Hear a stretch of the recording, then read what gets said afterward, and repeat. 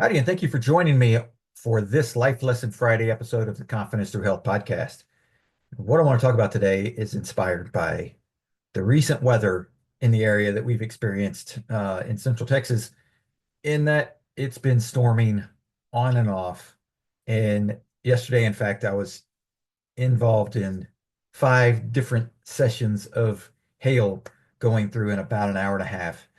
And it's worrisome sometimes. And lightning strikes really close to you, and it's a loud thunder, um, and it can be scary. But one of the things that we have to remember is that those storms, that intense rain, that hail that can be so damaging sometimes. Thankfully, the hail that went through my area was was small and didn't do any perceived damage. I wasn't able to see anything that it damaged. The reality is that we need those storms to come through to rejuvenate the natural world around us.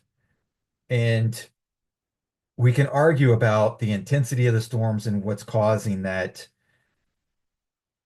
But what we cannot argue about is, if it did not rain, if it did not storm, the area would dry up, and trees would start to fade away. Grass would become non-existent if it didn't have that regular rainfall. And if you've ever been in an area that went through a drought, you know what I'm talking about. And we tend to go through that in my area. We go through that every couple of years. We'll go through a really bad drought. We went through one a couple of years ago. And I remember that there were literally like 3+ months where I did not have to mow the grass because it didn't grow at all. And I'm not one to water my yard, simply because I grew up in Louisiana. I never had to water my yard in Louisiana. Or we never watered our yard in Louisiana because it rained enough.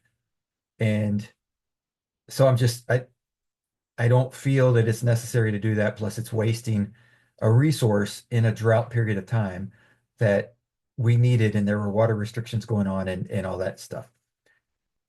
But the reality is that nothing grows without that storm coming through. And so when we go through life and we have a storm that shows up in our life, whether it's in our personal life, our health life, our relationships, our careers, there's storms in all those areas of our lives. And sometimes they coincide and happen at the same time. But when that storm arises in our life, yes, it's difficult. Yes, it's a tough situation to go through. Yes, it can be downright like scary to live through it. But what we know from storms is that on the other side, there is growth. On the other side is when the flowers come. On the other side is when nature builds. And your life will do that as well.